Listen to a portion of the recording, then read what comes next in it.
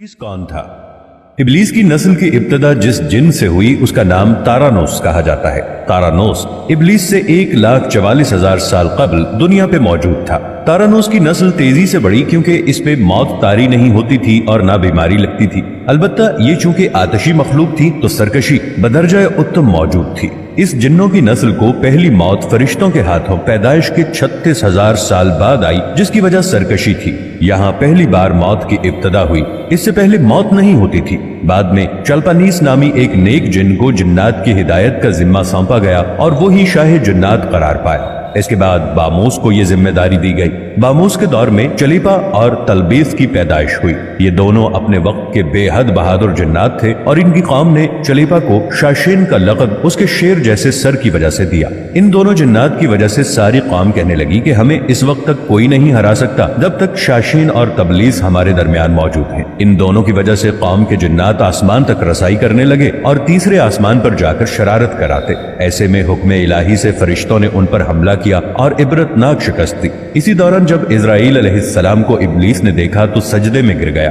इब्लीस शुरू ही से एक नडिर और ज़हीन बच्चा था। इसमें बाप की बहादुरी और माँ की मक्कारी कूट कूट कर भरी हुई थी। इसने मलाइका के साथ जाकर तौबा का बाकायदा ऐलान किया और फिर फरिश्तों से फैज़ इल्म हासिल करने लगा। हुसूल इल्म और रियाजत का ये आलम था कि पहले आसमान पे आबिद, फिर दूसरे आसमान पे जाहिद, तीसरे आसमान पे बिलाल, चौथे आसमान पर वाली, पांचवें आसमान पर तकी और छठे आसमान पर कबाजान के नाम से मशहूर हुआ। ये वो वक्त था जब ये फरिश्तों को सिखाता था। सातवें आसमान पे इब्लीस बुक़्क़ा नूर में रहा। हफ्त अफलाक के सब मलाइका का मुअल्लिम करार दिया गया। यहाँ तक पहुंचकर इब्लीस ने अपनी आजिज़ी और रियाजत की इंतहा कर दी। इब्लीस ने कमोबेश 14,000 साल अर्श का तवाफ किया। उसने यहाँ फरिश्तों में उस्ताद सरदार अज़ाज़ील के नाम से शोहरत पाई और कमोबेश 30,000 साल मुक़र्रबीन फरिश्तों का उस्ताद रहा। इब्लीस के दरसो वाज की मियाद कमोबेश 20,000 साल है। फरिश्तों के साथ क़याम की मुद्दत कमोबेश 80,000 साल है। इब्लीस को हुक्म हुआ कि दारोग़े जन्नत रिदवान की मुआवनत करो और अहले जन्नत फरिश्तों को अपने इल्म फजल से बहरावर करो। यूं इब्लीस को जन्नत में दाखिले का परवाना मिल गया और जन्नत में भी अपने इल्म से दारोग़े जन्नत रिजवान को सैराब किया और यूं जन्नत रिजवान की कुंजियां इब्लीस के पास रहीं।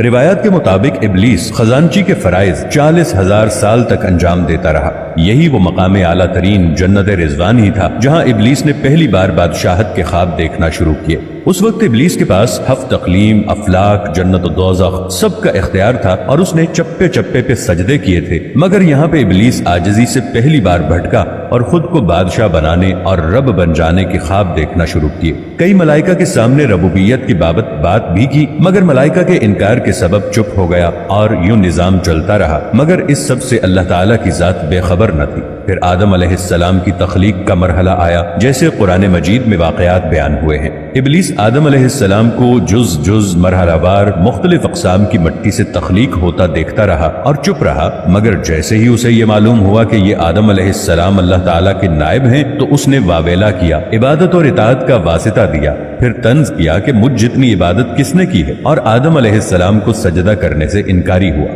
तब अल्लाह ताला ने कहा, निकल जा शैतान मरदूद। लानती करार पाने के बाद इब्लीस ने अपनी इबादत और रियाजत का रब करीम से एवज मांगा, जिस पर अल्लाह ताला ने इब्लीस को एक वक्त मालूम तक मोहलत फराहम की। इस पे इब्लीस ने औलाद आदम को सिराते मुस्तकीम से भटकाकर अपना पैरोकार बनाने का दावा किया, जिस पर रब करीम ने फरमाया कि जो मुत्तकी और परहेजगार होंगे तू उनको गुमराह नहीं कर पाएगा। इब्लीस के इस लानती काम में उसके 5 साथी हैं। नंबर 1 सब्र। इसके इख्तियार में मुसीबतों का कारोबार है, जिसमें लोग हाय वावेला करते हैं, गरिबान फाड़ते हैं, मुंह पे तमाचे मारते हैं और जाहिलियत के नारे लगाते हैं। नंबर 2 आऊर। ये लोगों को बदी का मुर्तकब करता है और बदी को लोगों पे अच्छा और पसंदीदा करके दिखाता है। नंबर 3 मुसव्वत। ये किज़्ब, झूठ और दुरोग पर मामूर है, जिसे लोग कान लगाकर सुने। ये इंसानों की शक्ल अपनाकर उनसे मिलता है और उन्हें फसाद बर्पा करने की झूठी खबरें सुनाता है। नंबर 4 दासिम। ये आदमी के साथ घर में दाखिल होता है और घर वालों के ऐब दिखाता है और आदमी को घर वालों पे गजबनाक करता है। नंबर 5 ज़कनियोर। ये बाजारों का मुख्तार है। बाजारों में आकर ये बददियानती के झंडे गाड़ता है। बाजारों में बुराइयों और फहाशी पे वर्गलाता है। इब्लीस का आदम अलैहिस्सलाम को सजदे से इनकार का जज्बा हसद का था कि जिसने उसे मजबूर किया कि मेरी जगह आदम यानी खाक को क्यों मिली।